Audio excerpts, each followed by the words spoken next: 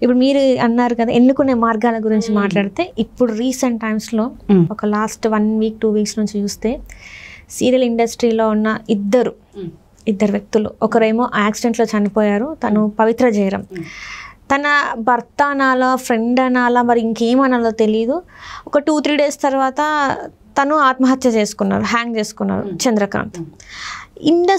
కేవలం వాళ్ళ ఫ్యామిలీ చెప్పడం ఏంటంటే, ఇండస్ట్రీలకు రాకముందు బాగానే ఉన్నారు, ఇండస్ట్రీలోకి వచ్చాకనే ఈ విధమైన ఒక ఇదైపోయింది, ఫ్యామిలీకి ఇప్పుడు 5 years నుంచి దూరంగా ఉన్నారు, ఆమెతోనే ఉంటున్నారు అని చెప్పేసి మాట్లాడుతున్నారు. అంటే ఇండస్ట్రీలో ఆయన వైఫ్ కానీ ఆయన కుటుంబ సభ్యులు కానీ మాట్లాడుతున్నారు. అండ్ అక్కడ వాళ్ళ పిల్లలు కూడా అంటే వీళ్ళ వైఫ్ చెప్పిన దాని ప్రకారం చూస్తే వాళ్ళ పిల్లలు కూడా ఏం అనలేదు, పవిత్ర జయరాం పిల్లలు కూడా ఏమనలేదు, వాళ్ళు సపోర్టివ్గానే ఉన్నట్టుగా వాళ్ళిద్దరు వాళ్ళ లైఫ్ వాళ్ళు లీడ్ చేస్తున్నారు, మేము ఎందుకు ఆబ్జెక్ట్ చేస్తామని చెప్పేసి వాళ్ళు అన్నారు అని చెప్పేసి కూడా తినే అంటుంది. ఇండస్ట్రీని ఎందుకు బ్లేమ్ చేస్తున్నారు మరి? అంటే వాళ్ళ ఉన్న ఏజ్కి వాళ్ళకి తప్పేదో ఒప్పేదో తెలియలేదా?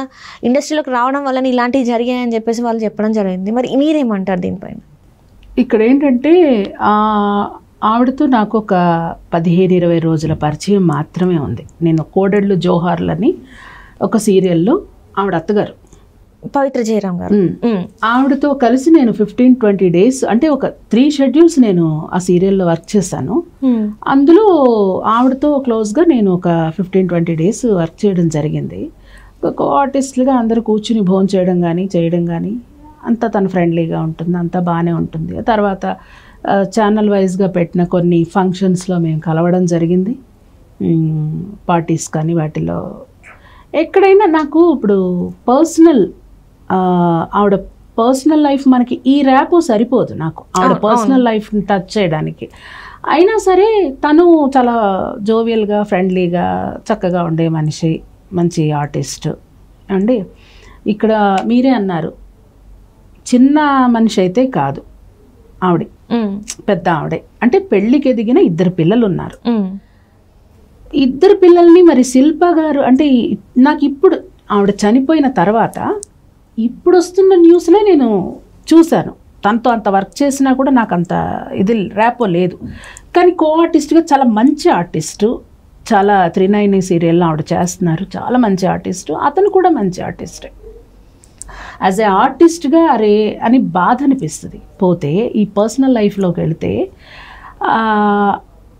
ఈవిడ పిల్లల్ని పోయి వాళ్ళ మిస్సెస్ అడిగింది అన్నారు కదా, ఇది కూడా నేను చూశాను.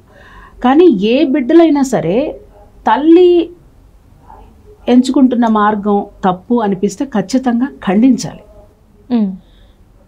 ఇదే పవిత్ర జయరాం గారు 2-3 ఇంటర్వ్యూస్లో నాకు 16 yearsకి మ్యారేజ్ అయిపోయింది, నేను డైవర్స్, నాకు 2 పిల్లలు ఉన్నారు, నేను లైఫ్ లీడ్ చేస్తున్నానని చెప్పారు. అంటే ఏం చెప్పారు? లైఫ్ లీడ్ చేసిన హస్బెండ్ లేరు, పిల్లలతో నేను సింగిల్ పేరెంట్గా వెళ్ళిపోతున్నాను అన్నారు. మొన్న ఈ ఇన్సిడెంట్ జరిగిన తర్వాత మనకు బాగా తెలిసిన యాంకర్ వారు ఇంటర్వ్యూ చేస్తుంటే ఆ పిల్లలు 2 పక్కన వాళ్ళ ఫాదర్ కూర్చుని ఏడుస్తున్నారు.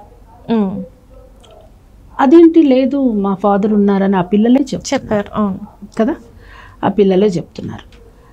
ఈవిడ చూస్తేనేమో సరే ఏది ఏమన్నా కానీ ఈవిడ యాక్సిడెంటల్గానే పోయింది, అది భగవంతుడి నిర్ణయం, నిందలేందే బొందిపోదు.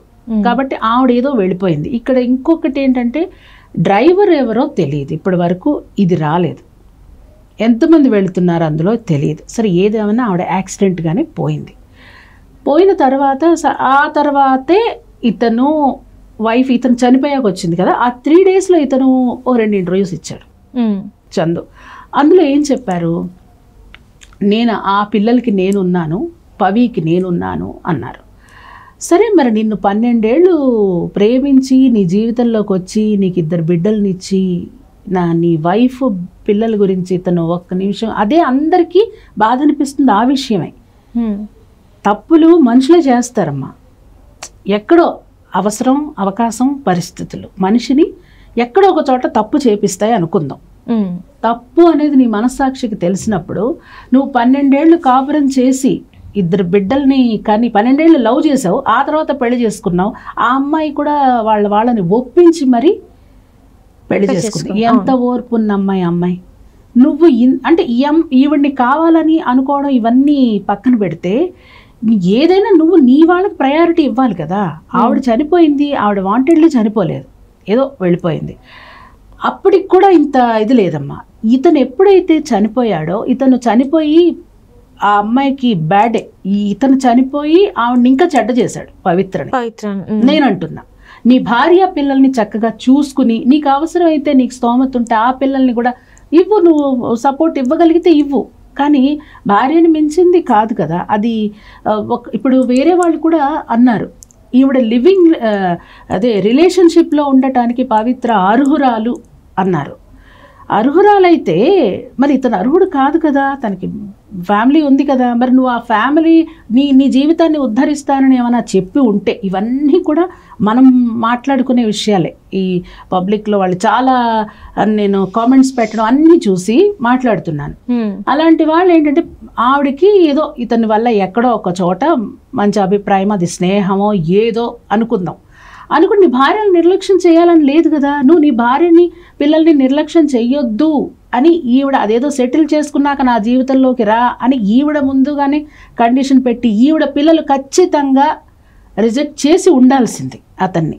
శిల్ప గారు అడిగినట్టు, మరి మీ మదర్ దగ్గరికి ఈయన వస్తున్నాడు కదా అని అడిగినప్పుడు ఖచ్చితంగా ఆవిడ జీవితం అంటే ఏంటి, ఆవిడ జీవితం ఖచ్చితంగా తప్పమ్మా అది. ఎదిగిన పిల్లలు ఇప్పుడు రేపు పొద్దున ఏ పిల్లనైనా పెళ్లి చేసుకోవాలంటే, అంటే మీరు అందరూ పాత చింతకాయ పచ్చడి అనుకోండి, ఏమనుకోండి, అవతల పిల్లల్ని అటు 7 తరాలు ఇటు 7 తరాలు అన్నీ బాగున్న వాళ్ళకే పెళ్ళిళ్ళు అవ్వడం కష్టం.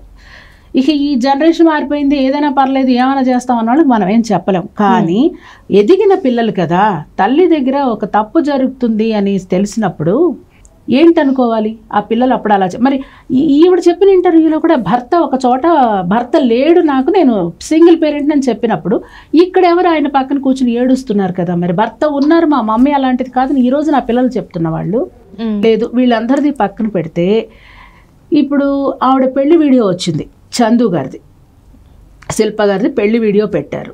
వాళ్ళు 12 ఏళ్ళు ప్రేమించుకున్నారని చెప్పారు. మరి ఆ 12 ఏళ్ళు ప్రేమించుకున్నప్పుడు వాళ్ళ ఫ్రెండ్స్ ఉంటారు, వీళ్ళ వాళ్ళు ఉంటారు, వీళ్ళందరూ ఇప్పుడు ఒక మగాడితో మీ మమ్మీ ఈవిడ తిరుగుతున్నారని ఏదో అనుకుంటారు కదా. ఇప్పుడు ఇంత మీడియాలోనే ఇంత భయంకరమైన కామెంట్స్ పెడుతున్నప్పుడు ఎక్కడైనా వాళ్ళు రీల్స్ చేసినా కానీ లేకపోతే ఇంకోటి చేసినప్పుడు కానీ ఫ్యామిలీ వాళ్ళు ఎవరన్నా కొంచెం తీసుకుని ఇనిషియేట్ తీసుకుని వెళ్ళి, ఏంటి శిల్ప మీ వాయిని ఇలాగా అని చెప్పి ఆ పెద్ద మనుషులందరూ కూర్చుని అతన్ని కూర్చోపెట్టి నువ్వు చేస్తుంది తప్పనో, లేకపోతే ఆవిడ్ని కూర్చోపెట్టి అమ్మ ఇతనితో నువ్వు తిరగడం తప్పను అంటే, ఈవిడ నేను నా ఫ్యామిలీకి ఎవరికి చెప్పలేదరింది పాపం.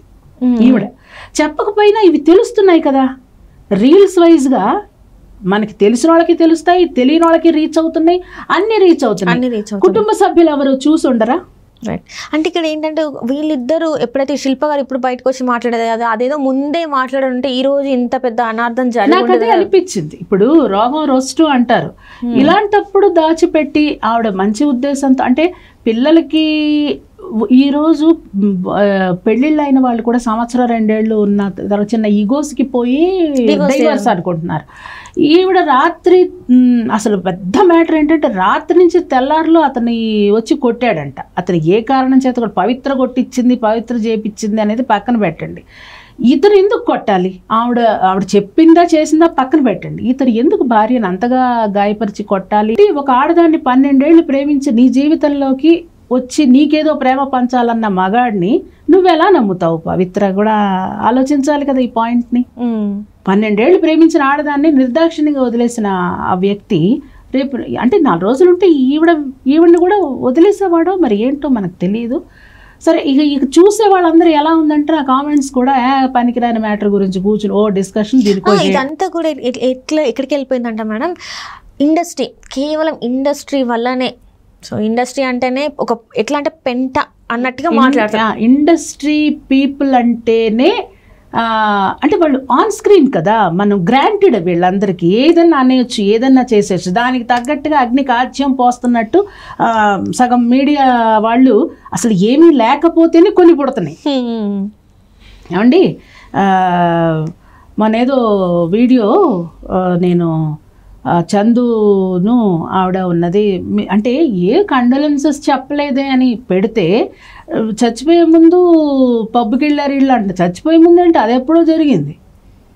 ఆ సీరియల్ జరుగుతున్నప్పుడు జరిగిన ఒక చిన్న ఫంక్షన్ ఎక్కడో కలిస్తే ఏదో పెట్టడానికి నా దగ్గర లేదు, అది ఏదో పెడితే సరే ఏదో ఆవిడని అనాల్సినవి అన్నారు, అతన్ని అన్నారు, పక్కన పెట్టండి. ఇప్పుడు జనాలు ఎన్ని మాట్లాడుకున్నా ఒక తప్పు జరిగింది కాబట్టి అందులో తప్పు ఉంది. ఇతను చనిపోయి చాలా పెద్ద తప్పు చేశాడు.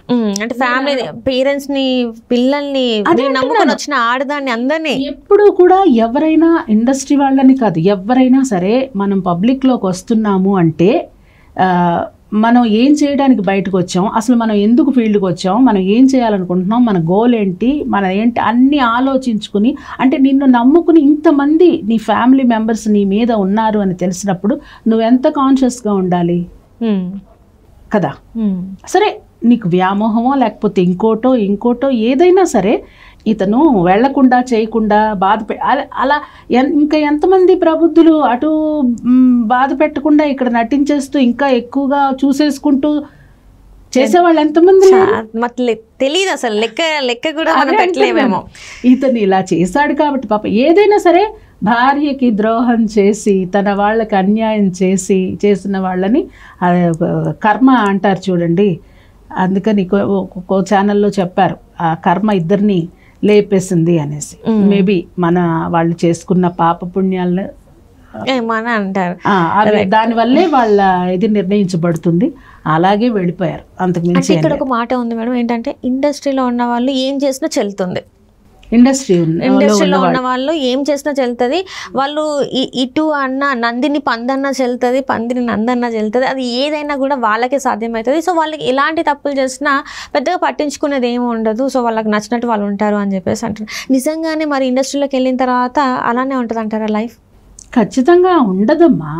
నేను చెప్తున్నాను కదా, మనం ఎన్నుకునే దాన్ని బట్టి మన జీవితం ఉంటుంది. ఇప్పుడు ఎవరి దాకా ఎందుకు, మీరు నన్ను ఇంటర్వ్యూ చేస్తున్నారు, నేను ఎప్పటి నుంచో ఉన్నాను ఇండస్ట్రీలో, చెప్తున్నా.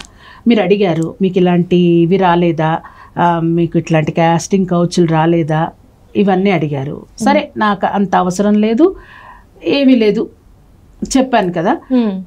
లేదు నేను రహదారిలోనే వెళదాం, నాకంటూ ఒక విద్వత్తు ఉంది అనుకున్నాను, నాకు ఇది చాలు అనుకున్నాను. నేను నంది అవార్డును సూపర్ స్టారు నేను అవ్వాలని నేను అంటే భగవంతుడు ఇస్తే అవుతా, లేదని దానికోసం గిడ్డదారులు తొక్కాల్సినంత అవసరం లేదు. అంటే మనకెంత ఉందో దీని ప్రాప్తం అంటారు, ప్రాప్తము తృప్తి కూడా పొందాలి. మనకి ఇది చాలు అని అనుకోవాలి. అంటే ఏం చేసినా ఫైనల్గా మనం ఆనందంగా ఉంటున్నామా, మన బిడ్డలతో సంతోషంగా ఉంటున్నామా. ఎంతమంది ఆర్టిస్టులు సరే సంపాదించేస్తావు, పెద్ద స్టార్ అయిపోతావు, చాలా అలా అయిన వాళ్ళు ఎంతమంది సంతోషంగా ఉంటున్నారు, ఎంతమంది. ఇప్పుడు చావు